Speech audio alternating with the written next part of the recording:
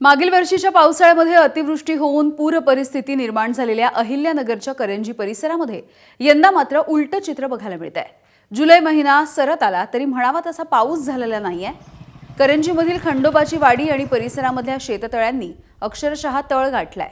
विहिरी आणि बोरवेलला देखील पाणी शिल्लक उरलेलं नाही, त्यामुळे येत्या काळामध्ये शेती पिकं धोक्यात येण्याची शक्यता आहे। अहिल्यानगर जिल्ह्यामधल्या काही भागात पाऊस होतोय, मात्र काही भागामध्ये पावसानं अजूनही हजेरी लावलेली नाहीये।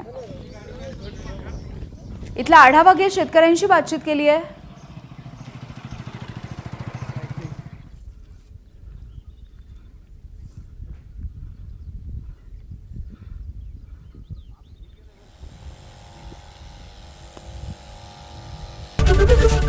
एबीपी माझा, उघडा डोळे बघा नीट।